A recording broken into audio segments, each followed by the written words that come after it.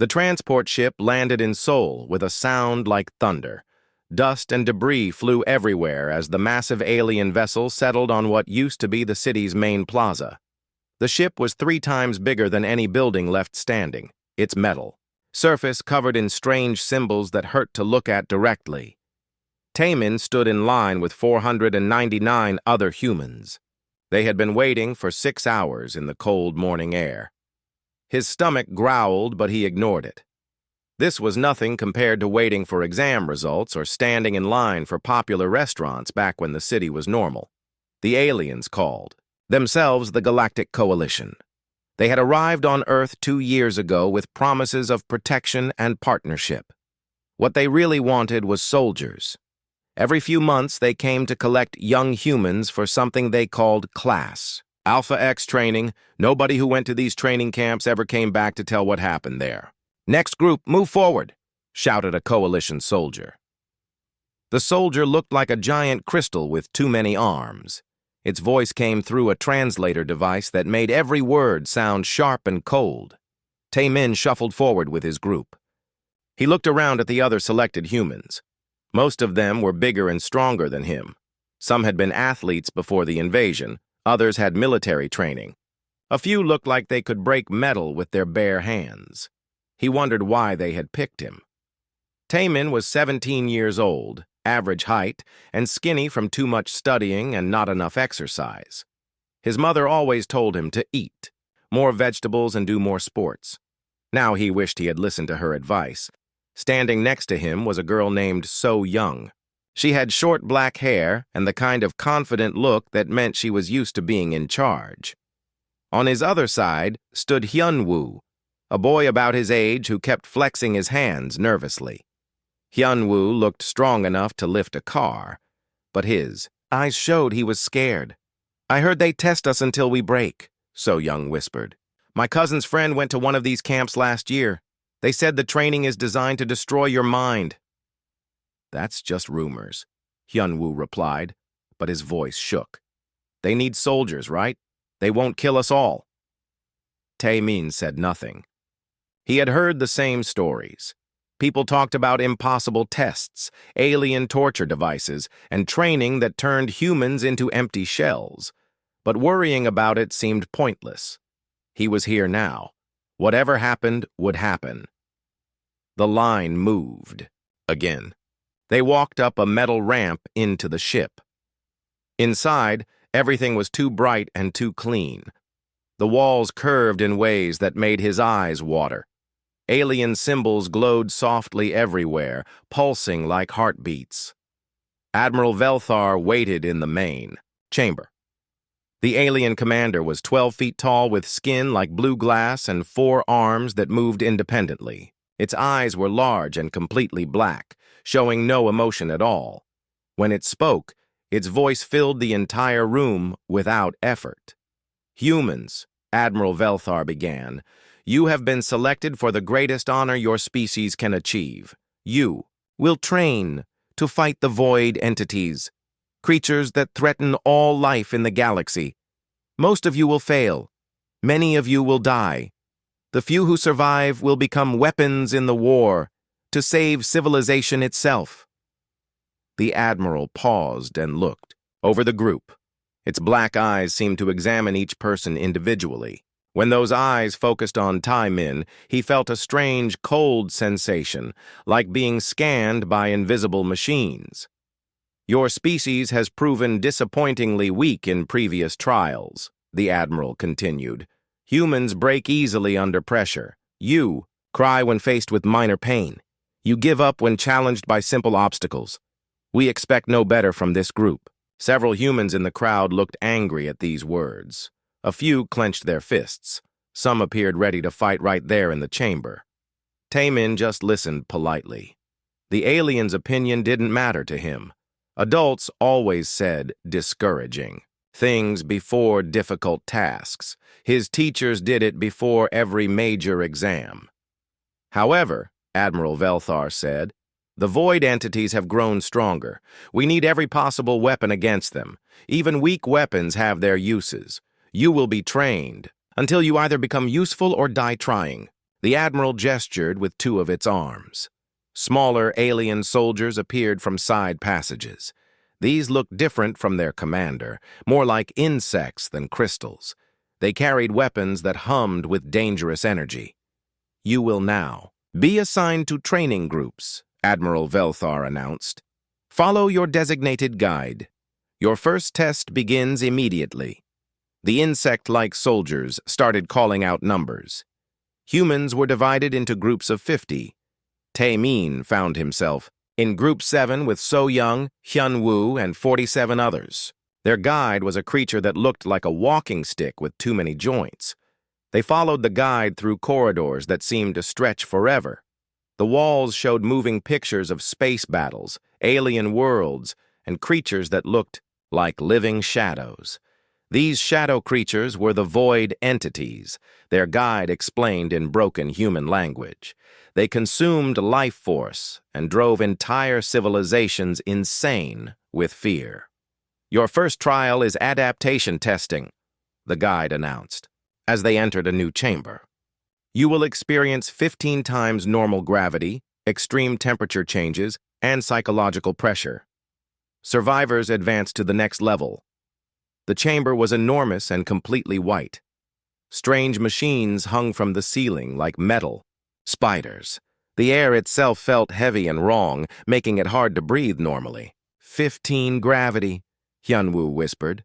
"That means we'll weigh 15 times more than normal.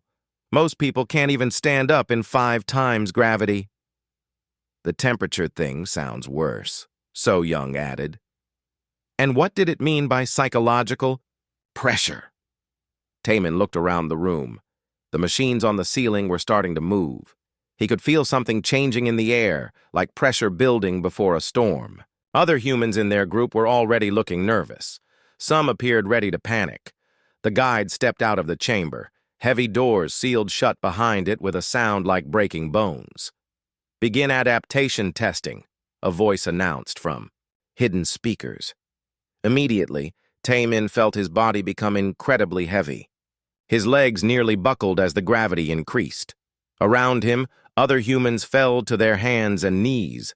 Some collapsed completely, gasping for air that suddenly felt thick as soup. The temperature began changing rapidly. First burning hot, then freezing cold, then hot again. The cycle repeated every few seconds. Taemin's skin felt like it was being burned and frozen at the same time. Then came the sounds, horrible screaming mixed with grinding metal and voices whispering terrible things in languages he couldn't understand. The psychological pressure was like having someone shout in his mind while bright lights flashed directly into his eyes. Taemin stood there and endured it all. The gravity reminded him of carrying heavy textbooks up 4 flights of stairs to his classroom. The temperature changes felt like Seoul weather during monsoon season. The horrible sounds were annoying, but not worse than construction work outside his apartment during exam week. He looked around and saw that most of his group had already failed. Hyun-woo was on the ground, struggling to breathe. So-young was still standing, but clearly in pain. Of the 50 humans who started, maybe 20 were still conscious. The testing continued for 3 hours. When it finally ended, only 12 humans remained standing. Taemin was one of them, and he wasn't even breathing hard. Admiral Velthar entered the chamber, followed by several scientist-looking aliens with too many eyes and silver skin. They carried scanning devices that beeped and clicked as they examined the survivors. "Interesting," the Admiral said, looking directly at Taemin. "This one shows no elevated stress indicators, no increased heart rate, no psychological trauma markers. How do you explain this, human?" Taemin shrugged. "It reminded me of my sister's workout routine. She makes me exercise with her sometimes. This was actually easier because nobody was yelling at me to do better." The aliens exchanged looks that seemed surprised. One of the scientists made notes on a device that looked like liquid metal. "We will continue tomorrow," Admiral Velthar announced. "Rest and prepare yourselves. The real training has not yet begun. As they were led to sleeping quarters, Taemin overheard the alien scientists talking in their own language. He didn't understand the words, but their tone sounded confused and interested at the same time. He had a feeling the next few weeks were going to be very educational for everyone involved. The second week of training began with screaming, not from the humans, but from the machines. Taemin woke up to the sound of metal grinding against metal mixed with electronic wails that hurt his ears. The sleeping quarters shook like an earthquake was happening. Emergency lights flashed red and blue in patterns that made his head spin. "What is that noise?" Hyun-woo shouted over the din. He was covering his ears with both hands and looked ready to cry. "Probably another test," So-young replied. She had to yell to be heard. Her face was pale but determined. "They want us scared before we even start today." Taemin sat up on his metal sleeping platform and rubbed his eyes.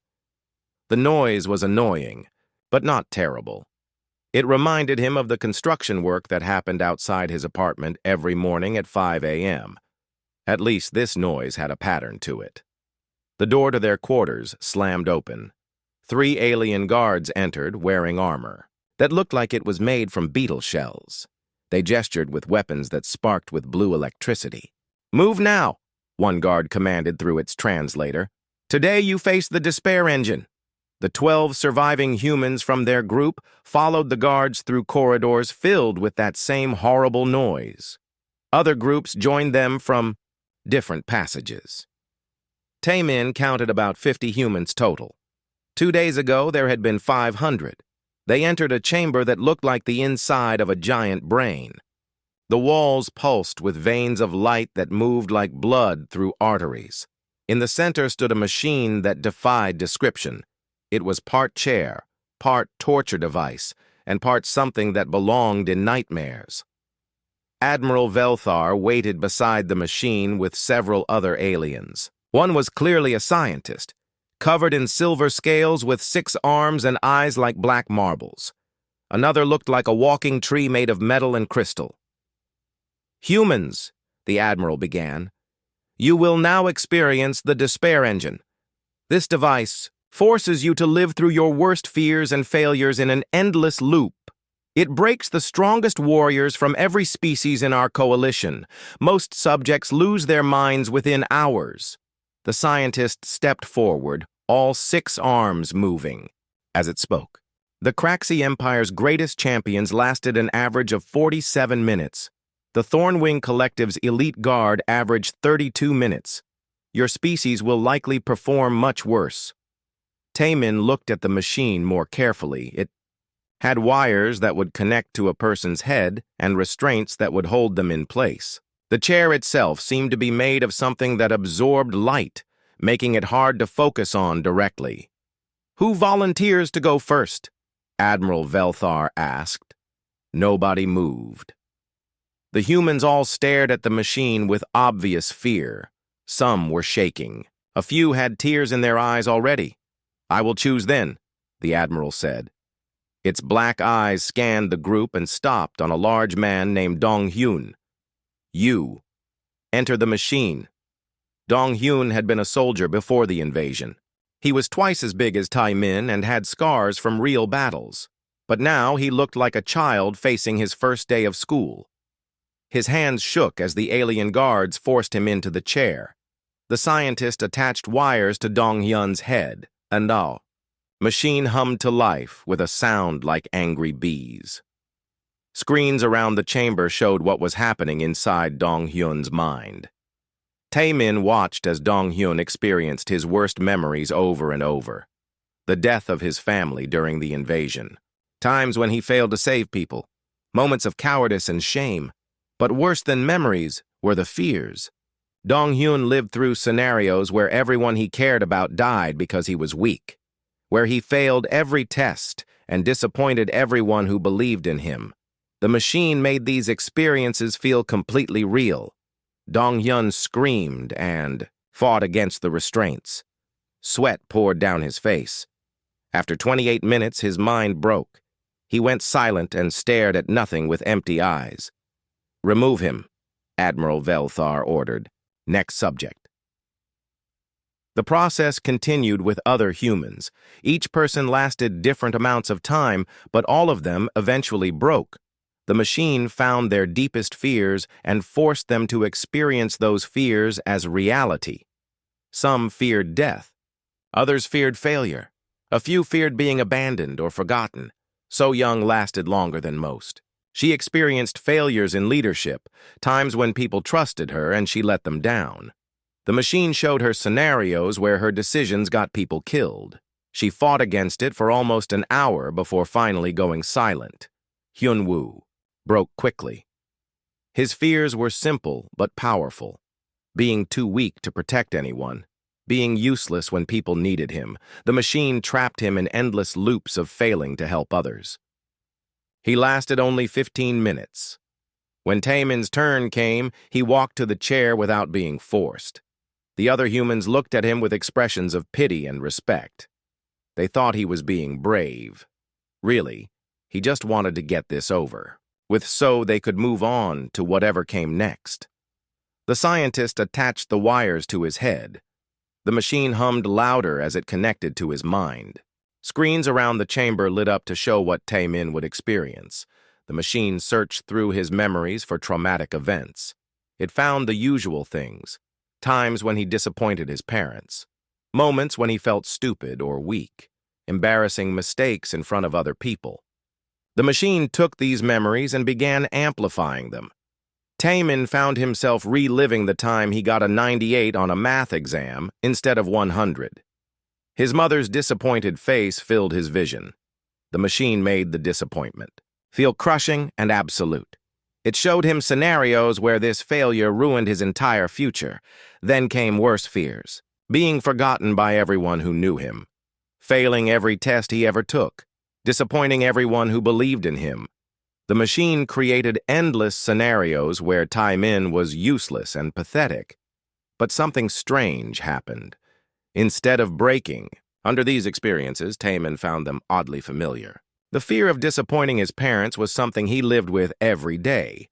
The worry about failing tests was just normal student anxiety. Being forgotten or ignored was just regular teenage insecurity. The machine tried harder. It showed him cosmic scenarios where his failures doomed all of humanity, where aliens conquered Earth because he was too weak to stop them, where everyone he ever knew died horribly because he made the wrong choice. Taemin acknowledged these visions politely, but found them less convincing than his real fears. Failing a math test felt more immediately terrible than abstract scenarios about dooming humanity. His mother's disappointed face was scarier than alien conquest because it was more real to him. Hours passed. The alien scientists watched their instruments with growing confusion. Taemin's stress levels remained normal. His brain patterns showed mild boredom rather than terror. "This is impossible," the silver-scaled scientist whispered to Admiral Velthar. "The machine is functioning correctly. It should be breaking his mind." After 6 hours, Taemin politely asked if he could take a bathroom break. The machine was still running, still trying to break him with visions of failure and disappointment, but he really needed to use the bathroom and didn't want to be rude by just leaving. The aliens stopped the machine and stared at him. "Admiral." Velthar approached the chair where Taemin sat, looking mildly uncomfortable but otherwise fine. "Human," the Admiral said slowly. "Explain what you experienced in the machine." "It showed me scary things," Taemin replied. "Mostly about failing tests and disappointing my family. It was pretty realistic. But I experience those fears every day anyway, so it wasn't really new." The scientist with 6 arms began taking rapid notes. "Every day. You experience these fears every day." "Sure," Taemin said. "Doesn't everyone worry about disappointing their parents and failing important tests? That's just normal life." Admiral Velthar exchanged looks with the other aliens. They seemed to be having a silent conversation through expressions Taemin couldn't understand. "We will continue tomorrow with combat trials," the Admiral announced. "This human will be studied further. As they were led back to quarters, Taemin noticed that the other aliens looked at him differently. Not with the casual dismissal they showed other humans, but with something that might have been interest or concern. That night, he overheard alien guards talking in their own language outside the sleeping quarters. He couldn't understand the words, but their tone sounded worried. He wondered what tomorrow's combat trials would involve, and whether they would be more interesting than today's fear machine. Dr. Zephron had been studying alien minds for 300 years. The six-armed scientist had examined the psychology of every known intelligent species in the galaxy, but the human sitting in front of him made no sense at all. "Tell me about your childhood," Dr. Zephron said, all 6 hands moving as he took notes on different devices. His black marble eyes focused on Taemin with intense curiosity. "It was normal," Taemin replied. He sat in a chair that looked more comfortable than the despair engine, but still felt alien and wrong. "I went to school, did homework, helped my parents with their store. Pretty boring stuff." "Describe your educational system," the doctor continued. "How were you evaluated? What happened when you failed?" Taemin thought about this.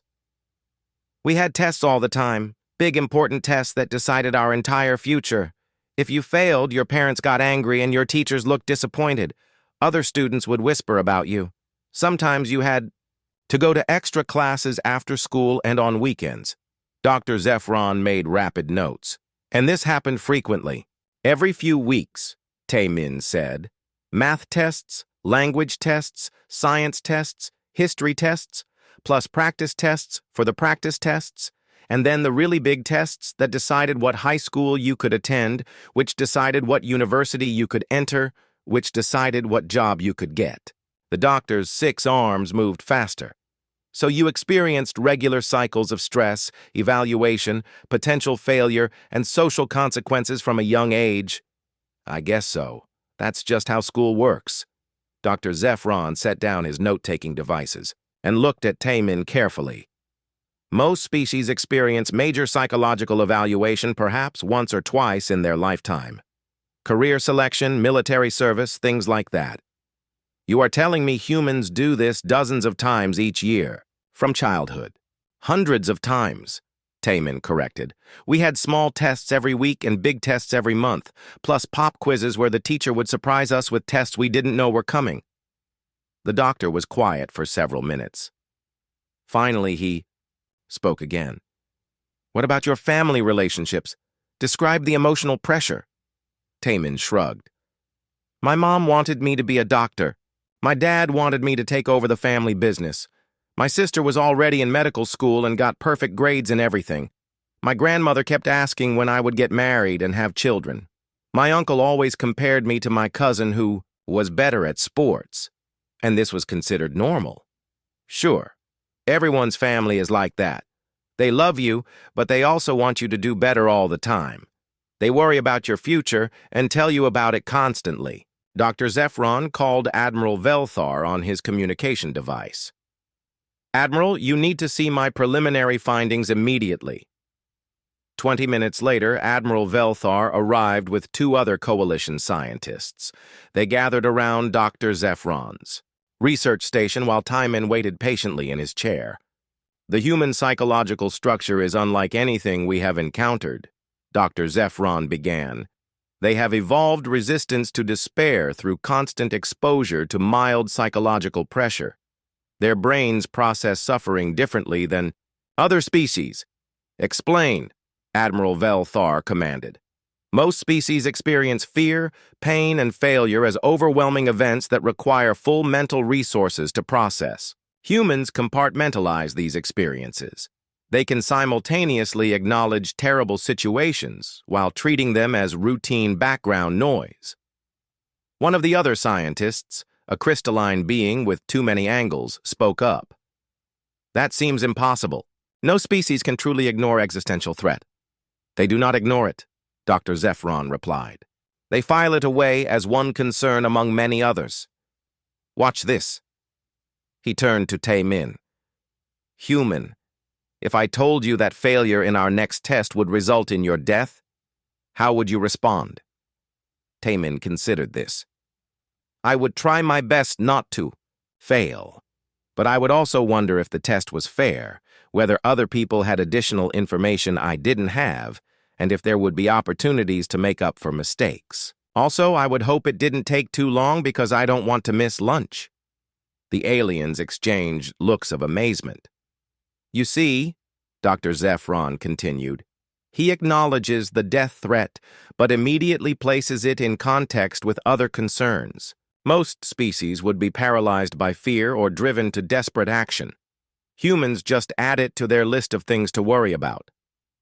Admiral Velthar studied Taemin with new interest. If this is true for all humans, it changes everything about how we deploy them against the void entities. We need more testing, Dr. Zephron said. I recommend immediate combat trials with actual void spawn. The next day, the remaining humans were brought to a new chamber. This one was designed to look like a battlefield, with broken walls and scattered weapons. In the center, contained behind energy barriers, was something that made everyone accept. Taemin take several steps backward. The void spawn looked like a shadow given form and hunger. It moved like liquid darkness, with tendrils that reached toward the nearest living beings. Where it touched the energy barrier, reality seemed to bend and crack. The air around it felt cold and wrong. This creature is a juvenile void entity, Admiral Velthar announced. It feeds on life force and fear. Military casualties against even small spawn like this typically exceed 90%. You will face it with standard coalition weapons. The aliens handed out weapons that looked like guns made of crystal and metal. They hummed with energy and felt warm to the touch. Taemin had never held a weapon before, but the gun seemed designed to be easy to use. Who will go first? Admiral Velthar asked. So Young stepped forward. She had recovered from her experience with the despair engine and looked determined to prove herself. I will try. The energy barriers lowered. The void spawn immediately moved toward So Young with hungry intent. She fired her weapon repeatedly, and beams of bright energy struck the creature. It slowed down, but kept coming. When the spawn reached So Young, it touched her arm with one of its tendrils. She screamed and fell to her knees. The weapon dropped from her hands as her life force began draining away. Her face went pale, and her eyes lost focus. The aliens quickly raised the barriers and pulled So Young to safety. She was alive but weak, like someone recovering from a serious illness. Next, Admiral Velthar called. Yun-Woo volunteered. He lasted longer than So Young, using his size and strength to stay away from the spawn while firing his weapon. But eventually it cornered him, and the same thing happened. Life force drained away, leaving him weak and barely conscious. 5 more humans tried and failed. The spawn seemed to grow stronger with each feeding, its shadow form becoming more solid and aggressive. I can try, Taemin said. Admiral Velthar looked at him with something that might have been concern. This creature is more dangerous than the despair engine. It can kill you. I understand, Taemin replied. But someone should. Try, and I don't mind. The barriers lowered again. The void spawn turned toward Taemin with obvious hunger. It had fed on several humans already and seemed eager for more. Taemin walked toward the creature with the same expression he wore while doing household chores. Not eager, not afraid, just mildly focused on completing the task at hand. The spawn reached out with its tendrils trying to touch him and begin draining his life force. But when the tendrils made contact with Taemin's skin, something unprecedented happened. The spawn recoiled as if it had been burned. It made a sound like wind, threw broken glass, and pulled its tendrils back rapidly. For the first time since its capture, the creature seemed uncertain. Taemin raised his weapon and fired several shots while the spawn was confused. The energy beams struck it directly, and this time they seemed to cause real damage. The creature's shadow form flickered and became less solid. Fascinating, Dr. Zephron whispered to Admiral Velthar. The spawn cannot feed on him. His life force has some kind of resistance. The spawn tried attacking again, reaching out with multiple tendrils at once. Each time they touched Tae-min, the creature recoiled as if in pain. Meanwhile, Tae-min continued firing his weapon with steady accuracy. After 10 minutes of this strange combat, the spawn retreated to the far corner of the chamber and refused to approach him anymore. "Raise the barriers," Admiral Velthar ordered. Tae-min walked back to the group of watching aliens and humans. He looked exactly the same as when he started, showing no signs of fatigue or stress. "How do you feel?" Dr. Zephron asked immediately. "Fine," Tae-min replied. "That was easier than I expected. The creature seemed more afraid of me than I was of it." Admiral Velthar gathered his scientific team for an emergency meeting. Tae-min could hear them talking in excited voices, though he couldn't understand their alien languages. When they returned, Admiral Velthar looked at Tae-min with an expression that was completely different from before.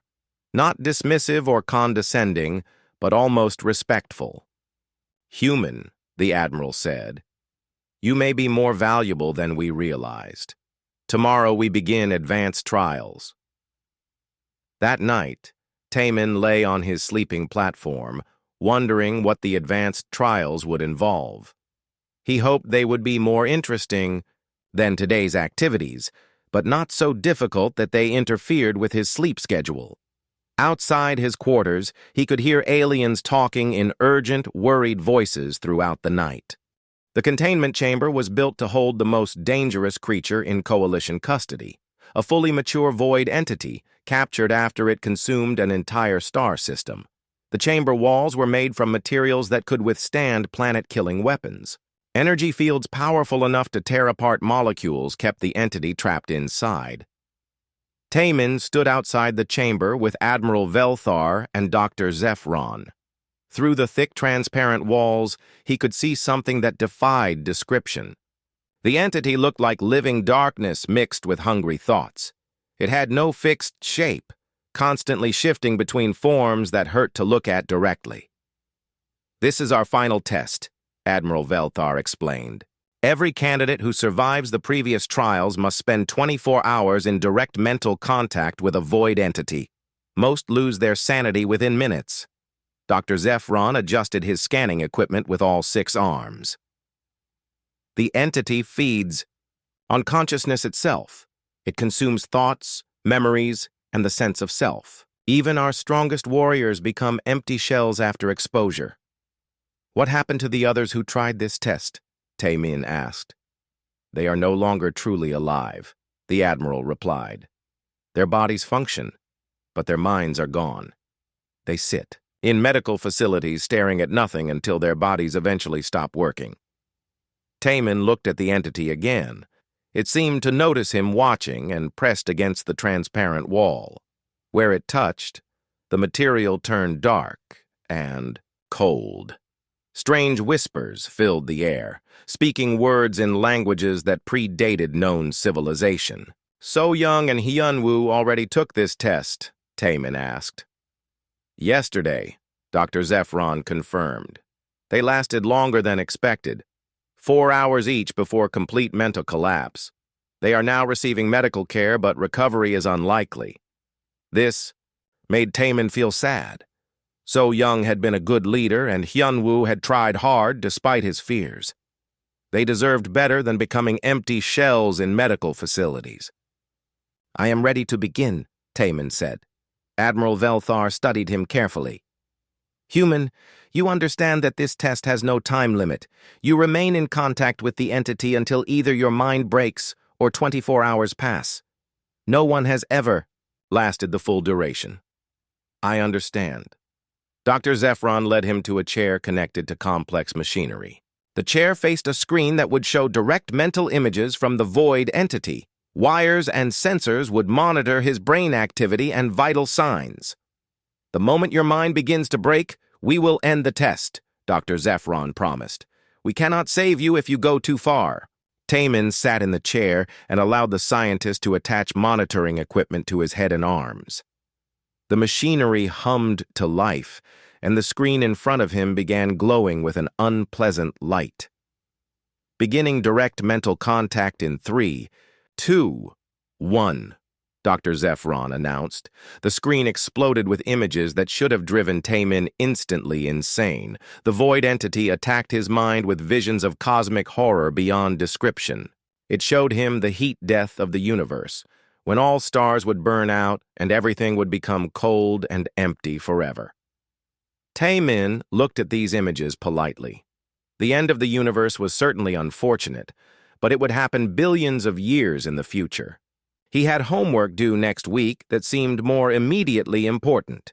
The entity, sensing that its first attack had failed, tried harder. It flooded Taemin's mind with the knowledge of how small and meaningless he was, in a universe with trillions of stars and countless civilizations. His entire life was less significant than a grain of sand. Taemin nodded thoughtfully. That was probably true. But it didn't change the fact that his mother would be disappointed if he failed his classes. Being cosmically insignificant didn't excuse poor grades. The entity became confused. Usually by this point, subjects were screaming and begging for the test to end.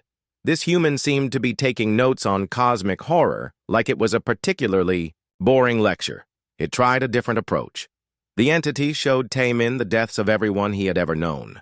His parents, his sister, his friends, all dying in horrible ways while calling his name and asking why he hadn't saved them. This made Taemin feel genuinely sad. The images were very realistic, and seeing his family suffer was painful. But they were obviously not real, just like special effects in movies. His actual family was probably worried about him, but they were safe on Earth. The entity realized that normal despair tactics were not working. It began probing deeper into human psychology, trying to understand this strange mind it was attempting to consume. What it found made no sense. The human's brain showed constant low-level anxiety about dozens of small concerns, worry about grades, family expectations, social embarrassment, future career prospects, and hundreds of other minor fears. But instead of being overwhelmed by this anxiety, the human seemed to use it as a kind of mental background noise. The entity tried to amplify these existing fears. It showed Taemin failing every test he would ever take, disappointing his parents, forever, being rejected by everyone he tried to befriend. But these visions had less impact than the cosmic horror. Taemin was already used to worrying about these exact things every day. The entity's enhanced versions were actually less scary than his normal anxiety because they were obviously fake. Hours passed. The entity tried every form of mental attack. It had learned over millions of years. It showed Taemin worlds being destroyed, civilizations falling, reality itself unraveling into chaos and madness. Taemin acknowledged each vision politely, but found them less disturbing than the thought of his philosophy teacher assigning extra reading. At least cosmic destruction had a certain dramatic flair. Philosophy homework was just tedious. The entity began to experience something it had never felt before: frustration. For eons, it had consumed minds by overwhelming them with despair and horror. But this human mind refused to be overwhelmed. Instead, it categorized each terrible vision as just another item on a long list of things to worry about. Fascinating, Dr. Zephron whispered to Admiral Velthar. His brain patterns show mild interest but no trauma indicators. The entity is having no effect. How is this possible? Admiral Velthar replied. I believe the human's mind processes existential threats the same way it processes routine stress. The entity cannot create enough fear to stand out from his normal anxiety levels. On the screen, they could see the entity trying increasingly desperate attacks. It showed Taemin, himself dying in countless horrible ways. It forced him to experience the sensation of his own consciousness dissolving into nothing. Taemin watched these experiences with the same expression he wore during particularly long and boring class presentations. Not enjoying them, but not especially bothered either. The entity tried one final approach. Instead of showing Taemin terrible things, It tried to show him wonderful things and then take them away. Perfect happiness, love, success, everything he could ever want, followed by the knowledge that none of it was real or achievable. This also failed. Taemin had learned long ago that daydreaming about perfect outcomes just made reality more disappointing. He preferred to keep his expectations low and be pleasantly surprised when things went well. 12 hours into the test, something unprecedented happened. The entity stopped attacking and began studying Taemin instead. It had never encountered a mind like this, a consciousness that could acknowledge suffering without being destroyed by it, that could accept terrible truths while still caring about small daily concerns. The entity began asking questions instead of making attacks. Through the mental link, it tried to understand how human minds worked. Why did they create artificial stress through education and social pressure? How did they maintain hope while knowing about inevitable death and cosmic insignificance? Taemin found himself having the strangest conversation of his life. The ancient cosmic horror wanted to know about Korean high school entrance exams and why human parents worried so much about their children's grades. "We know everything ends eventually," Taemin tried to explain, "but we still have things to do before then. My mother will be upset if I don't study hard, even if the universe is meaningless.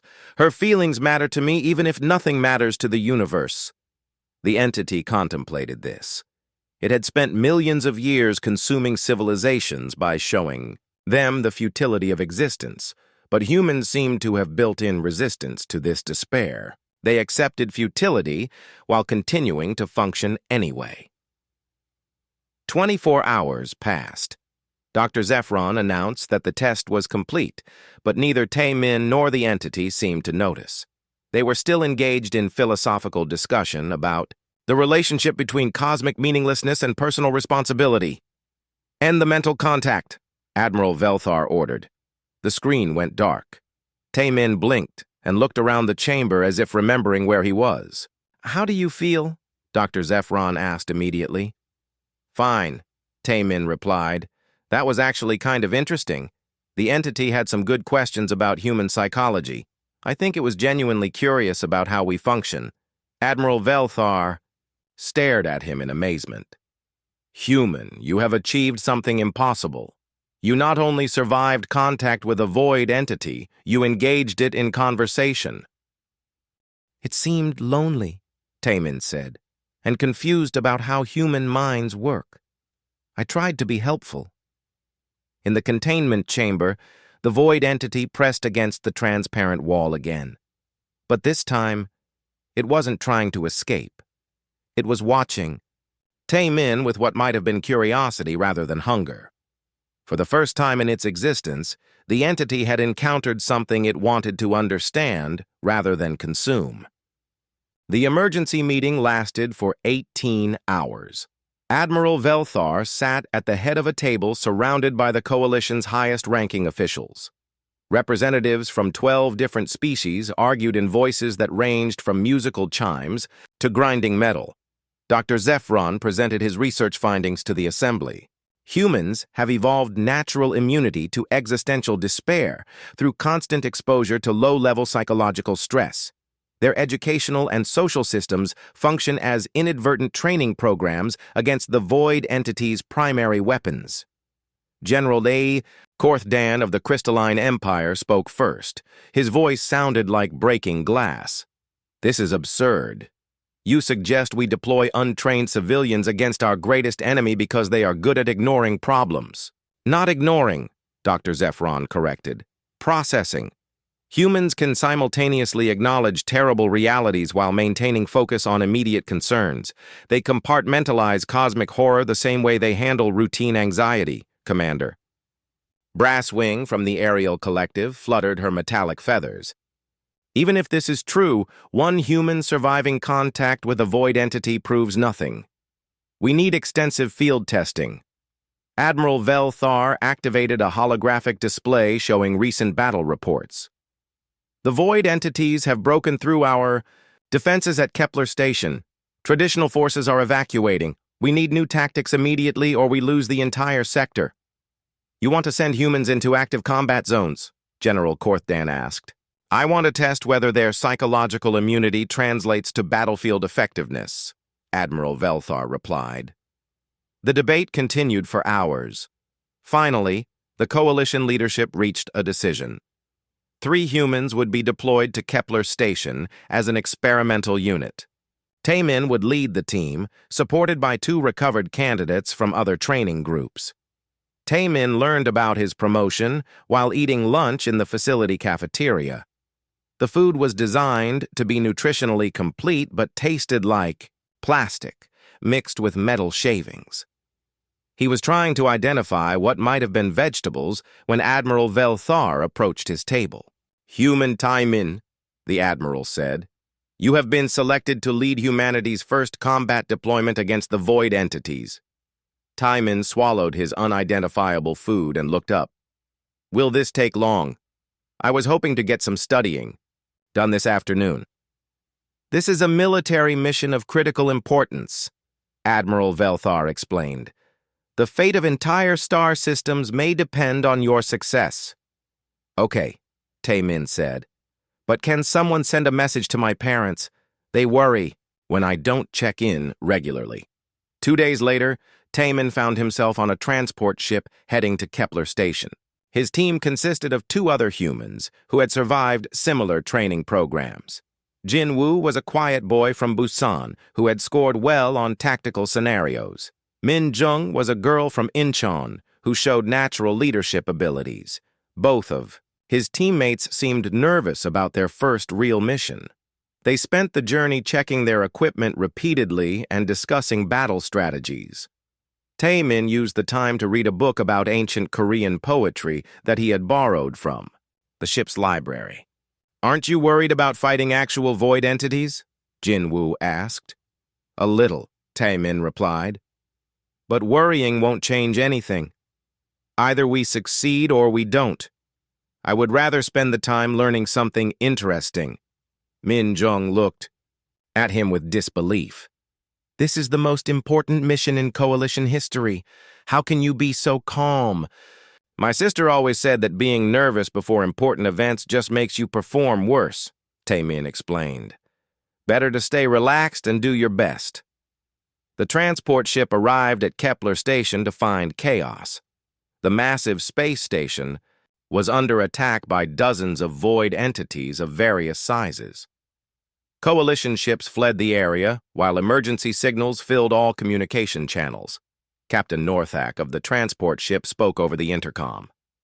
Human team, you are cleared. For deployment, station authorities have been informed of your experimental status. The 3 humans took a small shuttle from the transport to the station's docking bay.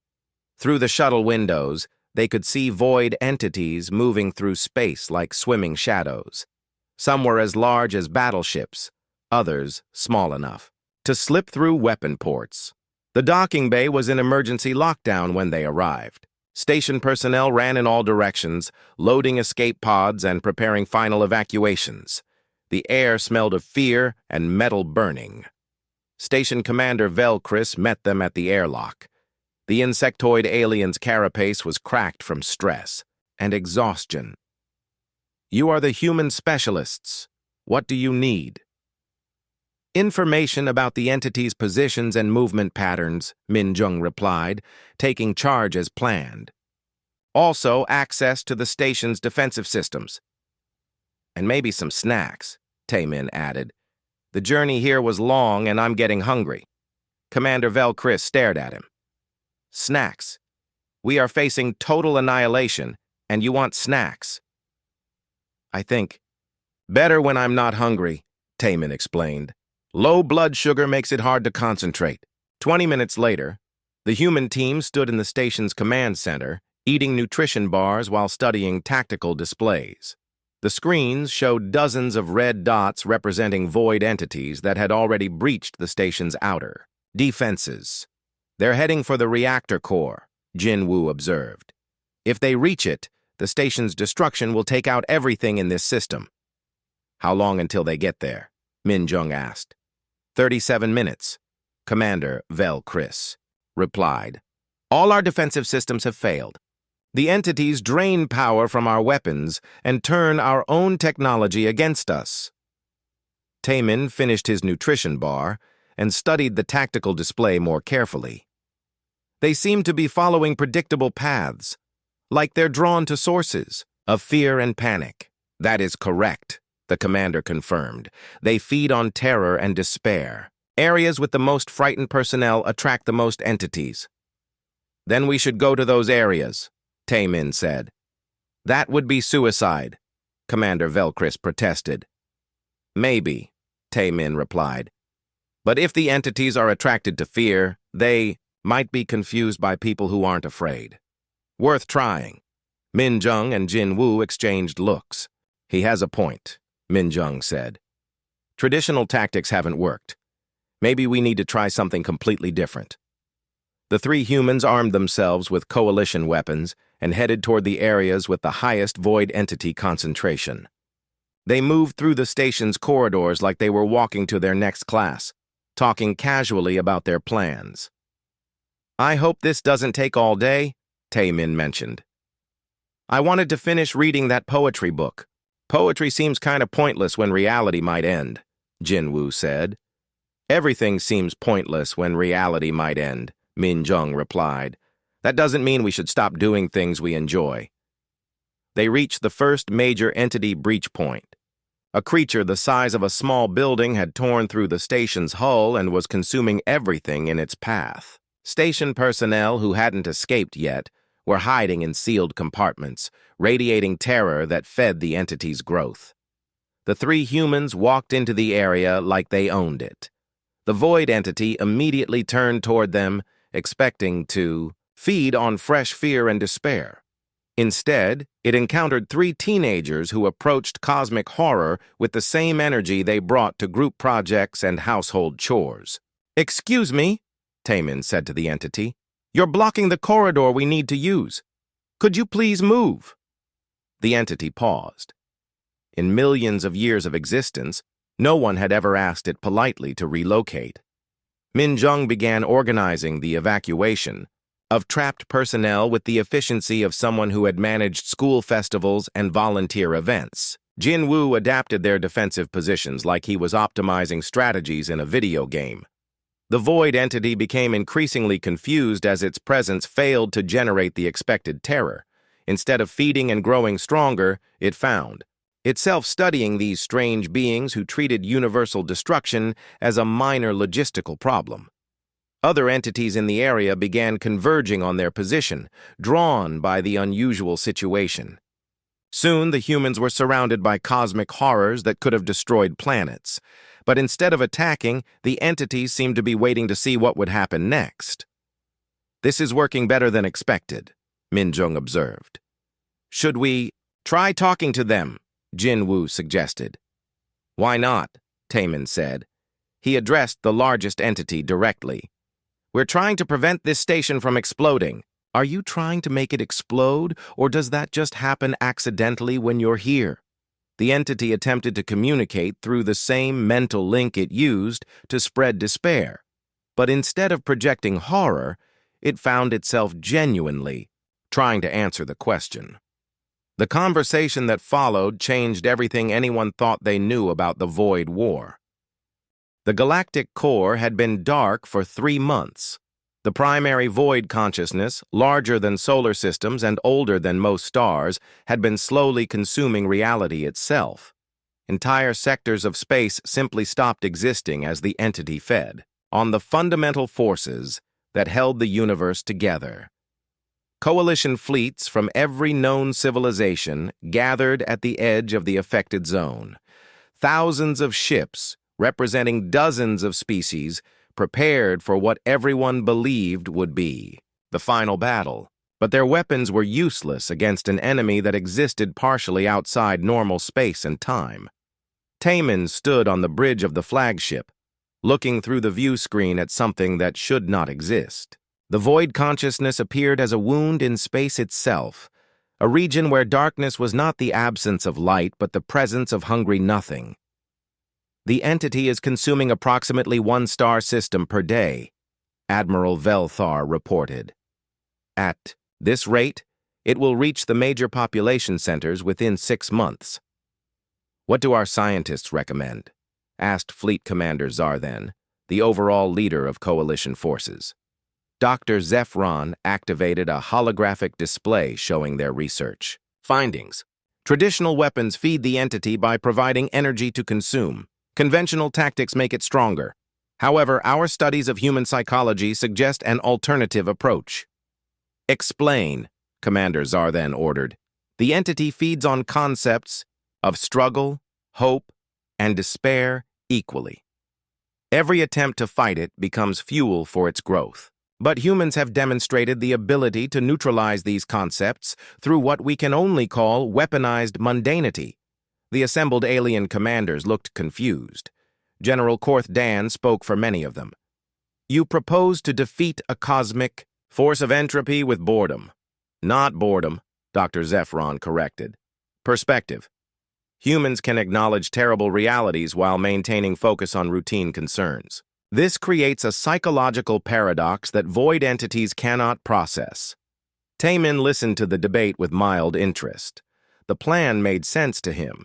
If the entity fed on emotional responses to cosmic significance, then treating cosmic significance as routine background noise might confuse it into inaction. I volunteer for the mission, he said. Commander Zar then looked at him with multiple eyes that showed deep concern. Human, this would require direct insertion into the consciousness itself. No technology can protect you there. You would face the accumulated despair of billion-year-old civilizations. Sounds unpleasant, Taemin replied. But someone needs to try, and I don't have anything else planned for today. The other human members of his team stepped forward. Minjung and Jin Woo had become effective leaders of human support units throughout the coalition. They had spent months treating cosmic horror scenarios as organizational challenges that required practical solutions. We're coming too, Minjung announced. This isn't a group project, Taemin said. One person can probably handle it. Everything works better with good teamwork, Jinwoo added. Besides, if reality ends, we want to be there to see it. Admiral Velthar began coordinating the insertion mission.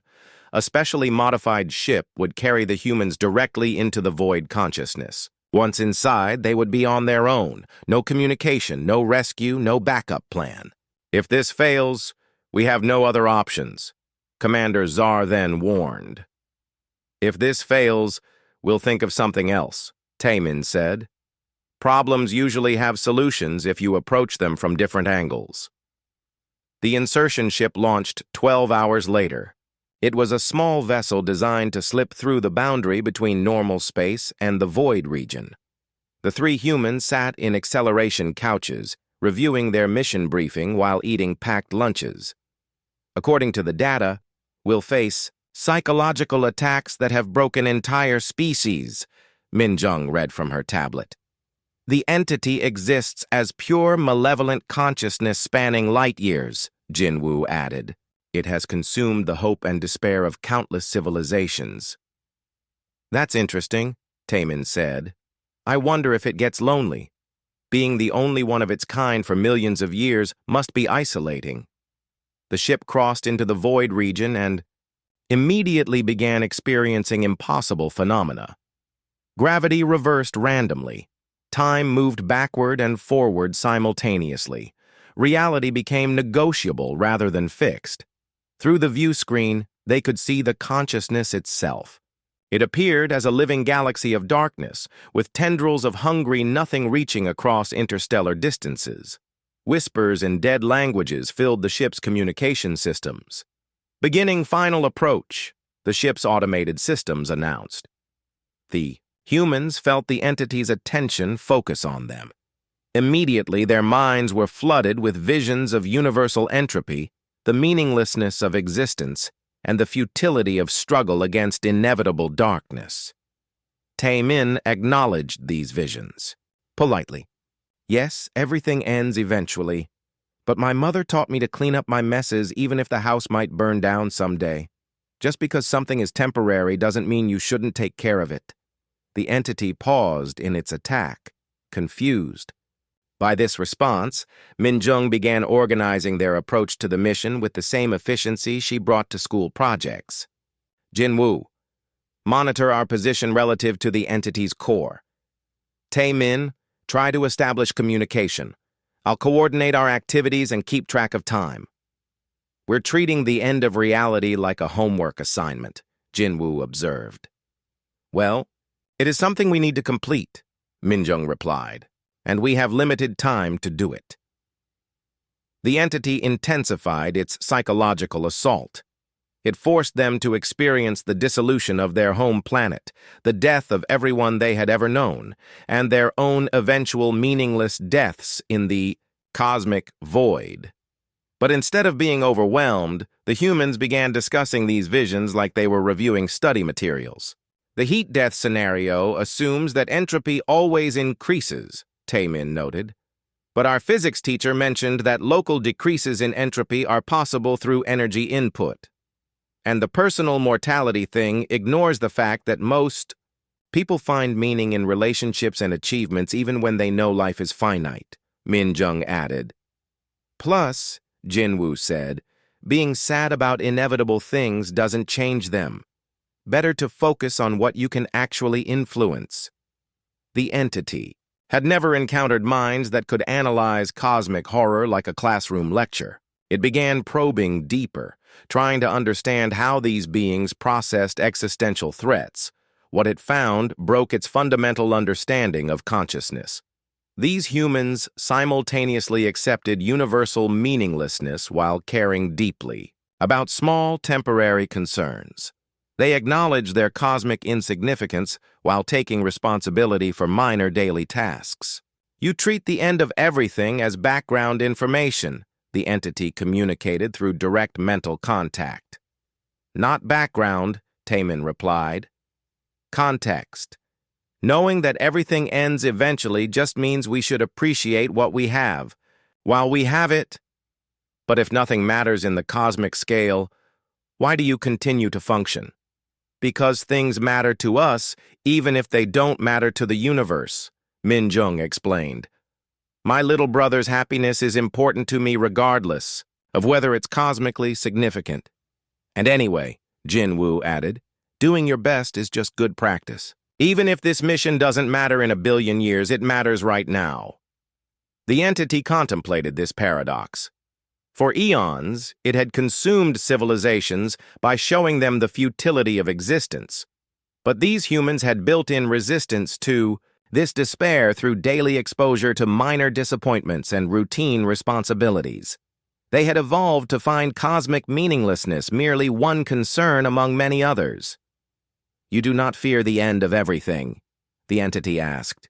We fear disappointing our families more than we fear cosmic entropy, Tae-min admitted, probably because family disappointment feels more real and immediate. The consciousness began to experience something it had never felt in millions of years of existence, curiosity about perspectives other than its own. Instead of consuming these minds, it found itself studying them. If existence is temporary and ultimately meaningless, why do you value kindness and responsibility? Because we have to live here until we don't, Minjung said. Might as well. Make it pleasant for ourselves and others. The entity's assault stopped completely. It had encountered something it could not process or consume. Beings who acknowledged despair without being consumed by it, who recognized futility without surrendering to it. The paradox created a logical loop that the entity could not resolve.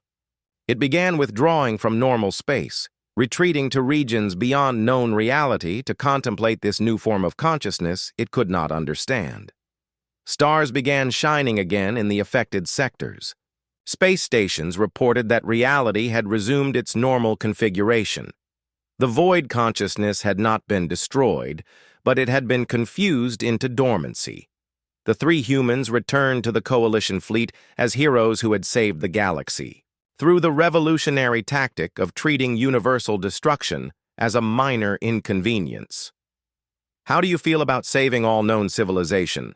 Admiral Velthar asked during the debriefing. "Pretty good," Tae-min replied. "But I'm more worried about catching up on my studies. I've missed a lot of classes during this whole thing." 3 months later, Tae-min was back on Earth, attending university and helping his parents with their store. When people asked about saving the galaxy, he mentioned that it had been an interesting experience, but he preferred focusing on his current responsibilities. The coalition established the Human Integration Protocol, recognizing that sometimes the most powerful weapon against cosmic horror was a species that could look at universe-ending threats and ask if they could please hurry up because dinner was getting cold. Humanity took its place in the galactic community not as warriors or scholars, but as the beings who had accidentally evolved immunity to existential crisis through generations of dealing with social pressure, family expectations, and routine disappointments. Dr. Zeph Ron published his research on human psychology, which became required reading for every species in the coalition. The paper was titled "Weaponized Mundanity: How One Species Defeated Cosmic Horror Through Homework Anxiety." And in the distant regions beyond known space, the void consciousness continued to contemplate the puzzle of beings who could simultaneously accept meaninglessness and maintain meaning, waiting for the day when it might understand how such paradoxical minds could exist. The galaxy was safe, protected not by superior technology or military might, but by humanity's natural ability to treat the end of everything as just another item on their to-do list.